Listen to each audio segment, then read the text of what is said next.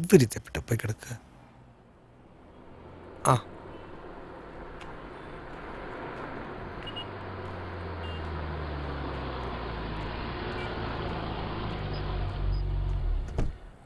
എന്നിട്ടാ കാര്യങ്ങളൊക്കെ ഒക്കെ അല്ലേ? ഒരു ശവാടക്കിന് പോണെന്ന് പറഞ്ഞാൽ രജിസ്റ്റർ അകത്തിടന്ന് കയറി പിടിക്കുക. ഒന്ന് വേഗം ആയോ ചോട്ടാ. അമ്മാമ്മയുടെ കുഴിമാടത്തിന്ന് അപ്പാപ്പനെന്ന് വരണ്ടാ. എനിട്ടിപ്പോ മുതല് മൂപ്പര് വേറൊരു മൂടില്ല. എന്റെ ആളെവിടെ? സാധനകത്തുണ്ട്. ആ ദേ ഇരിക്കണ്.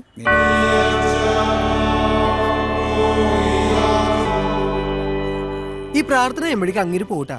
ഒരു സെറ്റപ്പിൽ പിടിച്ചെടുത്തേക്ക ഞാൻ. ഇത് കഴിഞ്ഞിട്ട് മതിയെന്ന് പറ മൂപ്പരുടെ ശവാടക്കില്. ഒന്നും വിളിക്കുന്നേ. പരിശുദ്ധ മറിയമേ തമ്പുരാന്റെ അമ്മേ പാവികളായ ഞങ്ങൾക്ക് അപ്പാപ്പ ഞങ്ങളുടെ വേണ്ടെന്നേ അമ്മാമ്മയെ ഓർമ്മിക്കുന്നേ. അമ്മമ്മ മരിക്കുന്നതിന് മുമ്പ് അപ്പാപ്പനിട്ട് കൊടുത്ത മാലയാ. കണ്ട സ്നേഹം. പണയം വെക്കാൻ ചോദിച്ച തരുടി നിന്റെ മാല. അല്ല ആലിസന്യും പിള്ളേരൊന്നും വന്നില്ലേ പോളേട്ടാ? എന്തുകൊണ്ടാടാ ഈ കോലത്തിൽ അപ്പന്റെ രണ്ടാം കെട്ട് കാണാനാ? ഇവൻ ഒറ്റ ഇതിന്റെ പിന്നില് വെറുതെ ഇരുന്ന അപ്പനെ ഓരോന്ന് പറഞ്ഞ് മോഹിപ്പിച്ചിട്ട് നല്ല കാര്യം നടക്കാൻ പോണേന്റെ ഇടയില് ഫ്ലാഷ് ബാക്ക് പറഞ്ഞ് വെറുതെ ടെൻഷൻ ആക്കല്ലേ പോളിയാലേപ്പാ. ആ ഇങ്ങടെ വന്നേ. ആ എന്തേ? എനിക്കൊരു നാണം. എന്തിട്ട്? ഗ്രേസിയെ കമ്പ്യൂട്ടറിലല്ലേ കണ്ടിട്ടുള്ളൂ, ആദ്യമായിട്ടല്ലേ നേരിട്ട് കാണാൻ പോണേ. അത്ര ഉള്ളോ? അപ്പാപ്പനോട് ഇറങ്ങിയേ. ഇറങ്ങ. ആ അതന്നെ പോലത്തെ കളി വെച്ചോളോ. കയ്യമ്മ പിടിച്ചു വലിക്കില്ലെന്ന് കയ്യിന്ന് വിട്. ജീൻസ് ഇട്ട് ശീലമില്ലാത്തോണ്ട് ആകെ ഒരു ബുദ്ധിമുട്ട്. മുണ്ടെടുക്കാറുന്നല്ലോ. ഗ്രേസിക്ക് ജീൻസാ ഇഷ്ടം. എന്റെ ലുക്ക് ഇപ്പൊ എങ്ങനെയുണ്ട്? ഫസ്റ്റ് ഇംപ്രഷൻ ഒക്കെ അല്ലേ? കംപ്ലീറ്റ് ഓക്കെയാണ്. ഇങ്ങോട്ട് വായോ. നിക്ക് ഒരു സെക്കൻഡ്. ഹന്നാമ്മ എല്ലാം പറഞ്ഞതുപോലെ നീ എന്നെ അനുഗ്രഹിക്കണം. ഗ്രേസി എവിടെയാ? അകത്തുണ്ട്, വെയിറ്റിംഗ് ആണ്. ഓഹോ, അമ്മാമ്മയുടെ ഓർമ്മമാല ഒരു പോക്കറ്റ് എന്തിനാന്ന് മനസ്സിലായി ചേച്ചിക്ക്. ആ ഓർമ്മ കഴിഞ്ഞൂന്ന്. ഇനി ഗ്രേസ് ചേച്ചിയുടെ ടൈം. ഗ്രേസി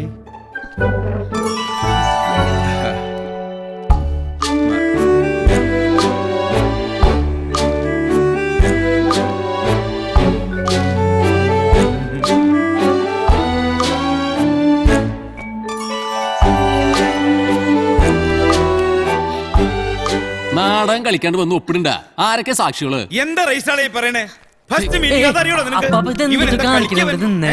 മിണ്ടണ്ടിരുന്നേ. മൂപ്പർക്ക് ഒരു ശവടക്കിന് പോണ്ടതാണ്. ഞാനും വേളപ്പനും കൂടി സാക്ഷി ഒപ്പിടാം. ഇവിടെ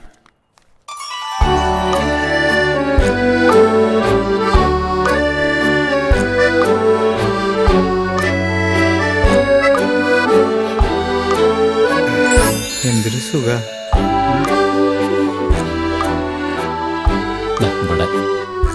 ഫസ്റ്റ് മാരേജിൽ കുട്ടികളുണ്ടാ? എന്താ കുട്ടികൾ വേണോ? കുട്ടികൾ വേണമെങ്കിൽ ഞാൻ ഉണ്ടാക്കി തരാടാ. എന്റെ സ്വഭാവത്തിന് ശരിക്കും അറിയില്ല. ഒരു രണ്ടാം കെട്ടുകാരന്റെ വിഷമം എങ്കിലും പറഞ്ഞാൽ മനസ്സിലാവില്ല. എനിക്ക് മനസ്സിലാവും. അങ്ങനെ തന്നെ. എവിടെ ഒപ്പിടണ്ടേ? ഇവിടെ. ആ സോറി കേട്ടോ, മൂപ്പര് ആദ്യമായിട്ട് രണ്ടാമത് കെട്ടണേ, അതിന്റെ ടെൻഷനാ. എളുപ്പാ കേട്ടോ. ആരാ മരിച്ചേ? രജിസ്ട്രാറെ നൈബറാ. എന്ത് പറ്റിയേ? ഒരു കുഴപ്പമില്ലാത്ത മനുഷ്യനായിരുന്നേ. ഇന്നലെ ഇതുപോലെ ഇവിടെ വന്ന് സെക്കൻഡ് മാരേജിന് ഒപ്പിട്ട് പോയ ആളാ. വീട്ടിലെത്തിയില്ല, അപ്പോഴേക്കും കഴിഞ്ഞു. അയ്യോ എന്താ പാപ്പ? എനിക്കൊന്നുമില്ല. ആ ചെറ്റയോടൊന്ന് വായടയ്ക്കാൻ പറ. വെറുതെ ഓരോന്ന് പറഞ്ഞ് മനുഷ്യനെ പേടിപ്പിക്കാൻ പറഞ്ഞു. ഒന്നുമില്ല, പെണ്ണ് കിട്ടിന്റെ അസൂയ.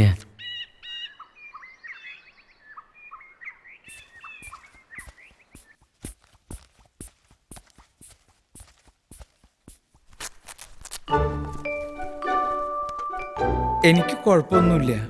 ഓക്കെയാണ് ഗ്രേസി. ഒരു ഏജ് കഴിഞ്ഞ് റെഗുലർ ചെക്കപ്പ് ചെയ്യണം. എല്ലാവർക്കും അവർ ഹെൽത്തി ആയിട്ട് തോന്നും, അതാ പ്രോബ്ലം. ഓ, ഒരു നേഴ്സിനെ കെട്ടിയോണ്ടുള്ള ഗുണം കണ്ട അപ്പാപ്പ. അപ്പാപ്പന്റെ ലൈഫിലേക്ക് കേറി വന്നിട്ടുള്ള മാലാകയാണ് ഗ്രേസി അമ്മാമ്മ. ഞാൻ ഇതോടക്കിട്ടോ ആവശ്യം അപ്പാപ്പന്റെ കാര്യം. ഇനി എല്ലാരും മധുരം കഴിച്ചേ. ആഘോഷമായിട്ട് പള്ളിയിൽ വെച്ച് നടത്തുന്ന ചടങ്ങായിരുന്നു അല്ലേപ്പാ? തന്നെ എനിക്കാനുള്ള ശക്തിയൊക്കെ എനിക്കുണ്ട്. എന്റെ അമ്മേ, കുറച്ച് കഴിക്ക്. ഇതൊരു ചടങ്ങല്ലേ?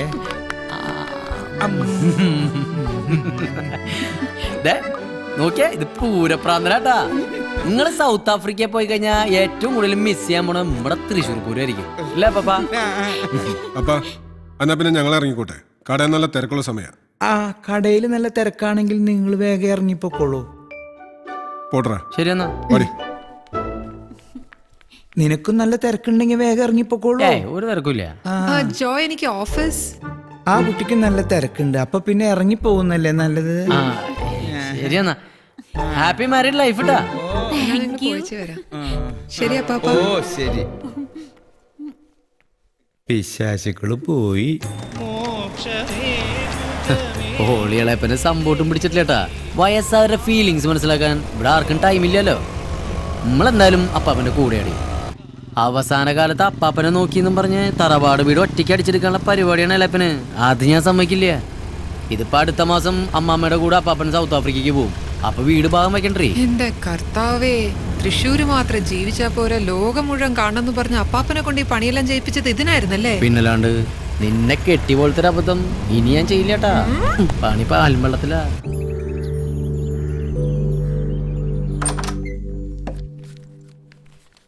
ഏയ് നീ വേഗം റെഡി ആയിക്കോ, പിന്നെ ഞാൻ ഓഫീസിൽ വിടാം. പിന്നെ വണ്ടിയാണെന്ന് എടുക്കൂട്ടോ, ഫാക്ടറിയിൽ കുറച്ച് കാര്യങ്ങളുണ്ട്.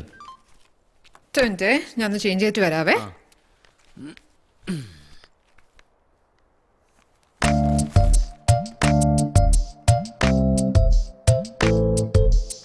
ഡേയ് നീ ആ ബ്ലൂ കുർത്തിട്ടോ, അതാവുമ്പോ നിനക്ക് നന്നായിട്ട് ചേരും.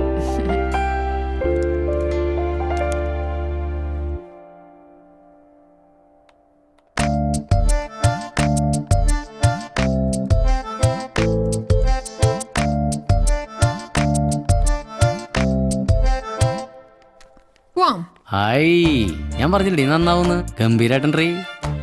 അതെ, നിന്നെ ഞാൻ വന്ന് വൈകുന്നേരം പിക്ക് ചെയ്താലോ? വരുവോ?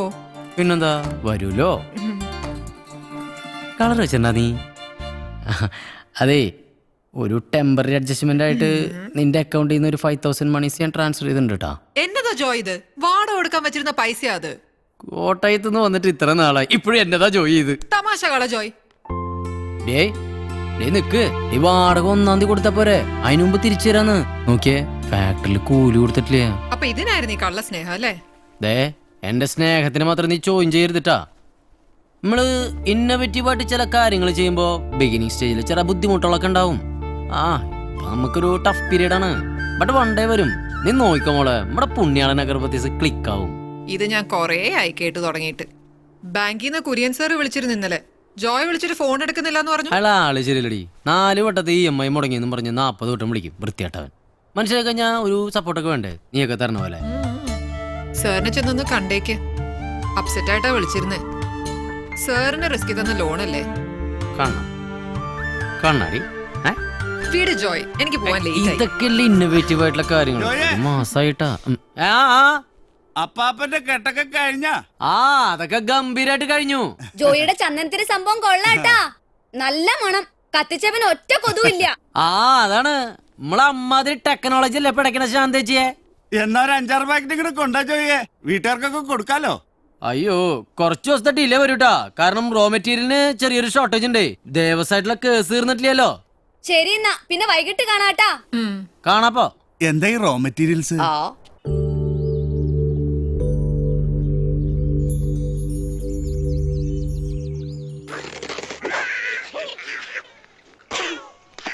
ചാവള്ളല്ലോ, കൊല്ല്. ജോയിട്ട പേട്ട പേർ പണിക്കാർ കിട്ടില്ല. മൊലാളി മോനെ, ഇത്തിരി നീങ്ങൊന്ന് പൊക്കോട്ടെ. ഞാൻ ജോലി ബുദ്ധിമുട്ടാവണ്ടാ. ആനപ്പെണ്ണം കിട്ടാണ് ഞങ്ങൾ എന്ത് പണിയാനാ? ഈ 2 മിക്കവാറും ഞാൻ കൊല്ലൂടാ. ശമ്പളം ചോദിക്കാൻ ഒരു മടിയില്ലേ? ശരിയാ. എന്നാ എവിടെ തിന്നിട്ടാണെങ്കിലും സാധനം ഒപ്പിക്കണം. അതേറ്റു. നീ ചാവിങ് എടുത്തേ. അമ്മയുടെ രാവിലെ 500 രൂപ വാങ്ങി പെട്രോൾ അടിച്ചാ. ഒല്ലൂർ ഇന്ന് പെണ്ണ് കാണാൻ ജോയേട്ടനും വരാന്ന് പറഞ്ഞ ഓർമ്മയില്ലേ? അത് ഉച്ചക്കല്ലേ? എടാ, നമ്മുടെ ആനുള്ള ലിസ്റ്റ് ഉണ്ടായിരുന്നല്ലോ അവിടെ. ചുരുട്ടിക്കുട്ടി വെച്ചേക്കാ.